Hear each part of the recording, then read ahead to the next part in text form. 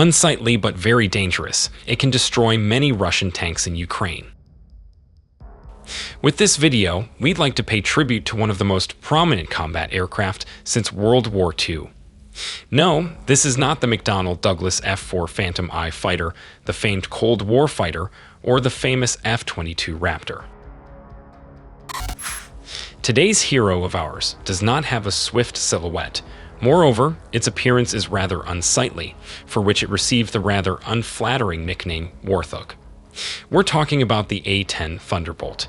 That's thousands of destroyed tanks, thousands of other armored vehicles, and artillery systems. According to this indicator, the A-10 Thunderbolt has no equal. The A-10 Thunderbolt II is the first U.S. Air Force aircraft specifically designed for close air support of ground troops on the battlefield. It began service in 1977. After the A-10 entered service, for a long time, it was treated as an ugly duckling, which was due not only to its limited use, but also to its appearance, for which the A-10 received the nickname Warthog.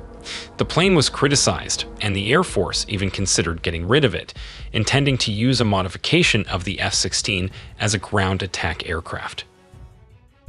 The unexpected successful use of the A-10 in the 1991 Gulf War put an end to the debate about the fate of the plane.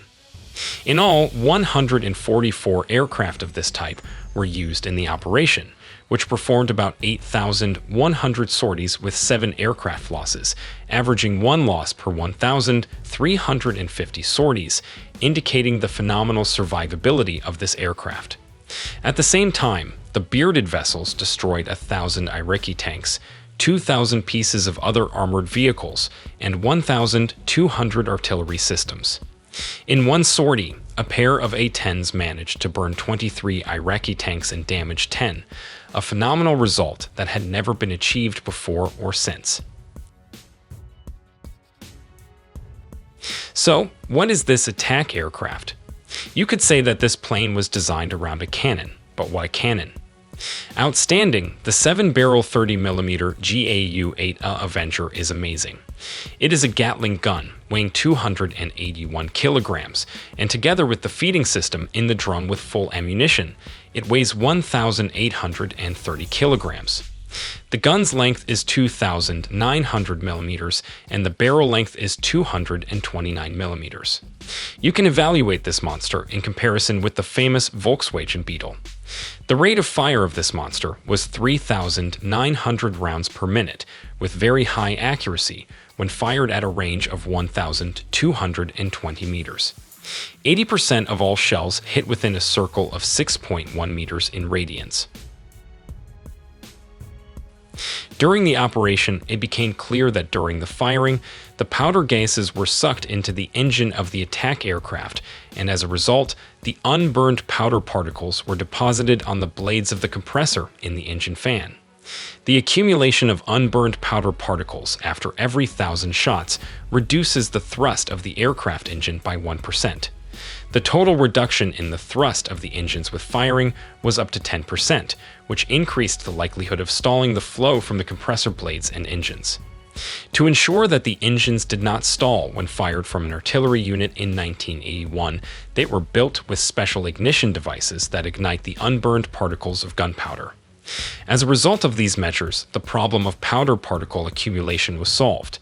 The ammunition has 1,350 rounds of 30 by 173 millimeter caliber with aluminum casing. It includes sub-caliber armor-piercing shells with a uranium core and incendiary fragmentation shells. They alternate in the ratio of 4 armor-piercing to 1 high explosive. The plane itself is a low aircraft with a trapezoidal wing and twin vertical wingtips. The fuselage is of a simple semi-monocoque type and was mainly constructed from aluminum alloys that were highly resistant to defoliants.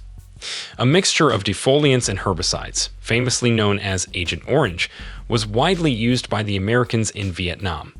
It exhibits fairly high survivability. The fuselage should not collapse if 2 opposed spars, as well as 2 adjoining skin panels, are damaged. The pilot and critical control systems of the attack aircraft are reliably protected by 1.5-inch titanium armor capable of withstanding a 37mm shell impact. The armored cockpit is designed in the form of a bathtub assembled with screws from titanium armored plates. The armored glass of the cockpit can withstand a 23mm shell from the famous Soviet anti-aircraft gun, the Shoka. The tail fins were designed to allow the A-10 Thunderbolt II to continue its flight in case of the loss of one of its keels or even one of its stabilizer halves.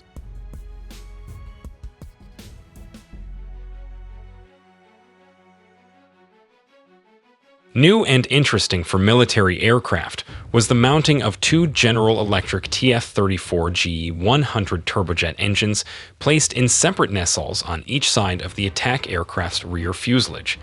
One advantage of this layout was a reduction in the radar and thermal signature of the engines, a lower probability of foreign bodies entering the air intake from the runway, and lower firing powder gases from an artillery gun. It also increased the survivability of the engines when fired upon from below, since they were protected by the fuselage.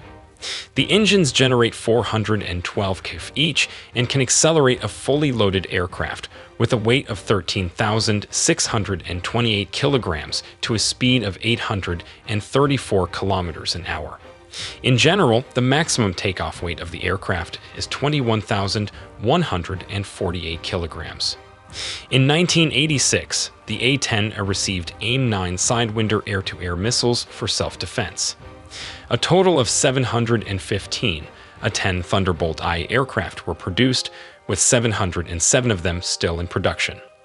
As we mentioned, the A-10 Thunderbolt II had a brilliant combat debut in Iraq in 1991.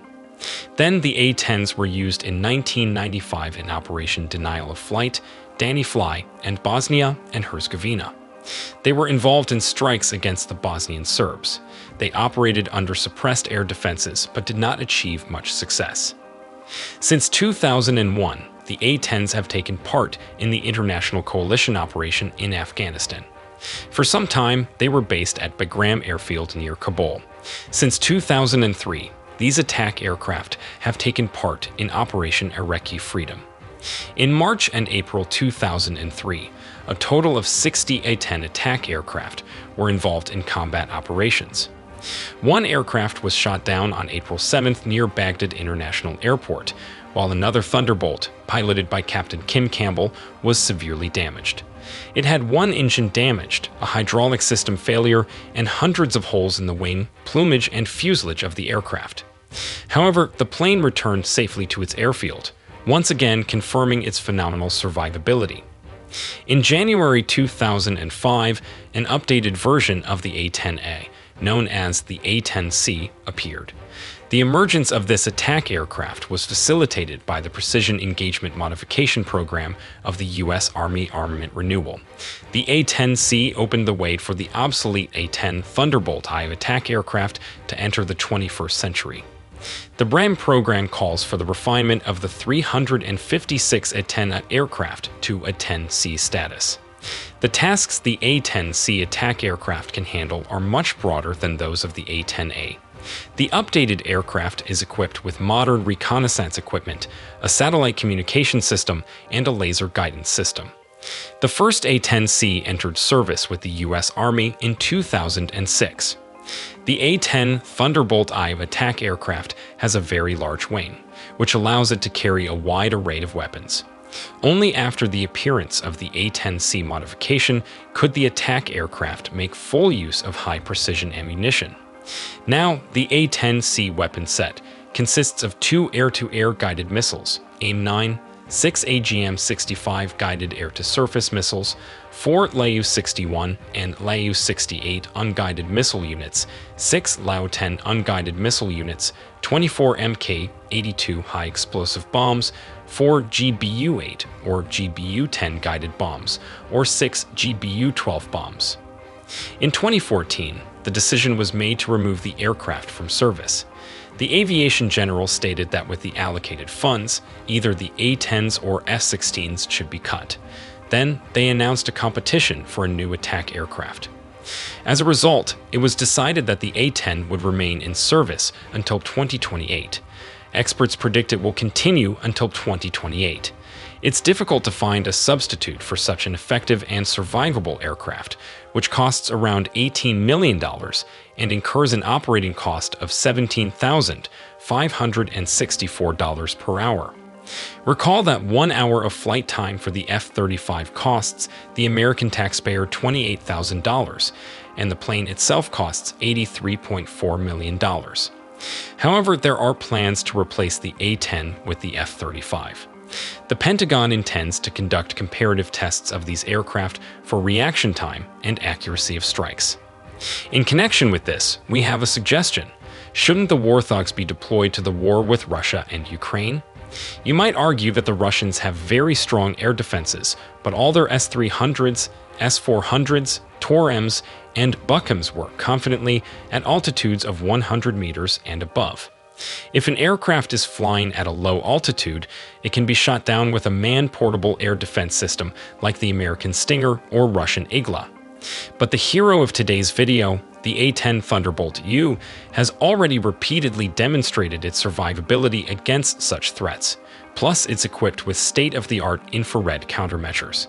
This aircraft will be difficult to hit.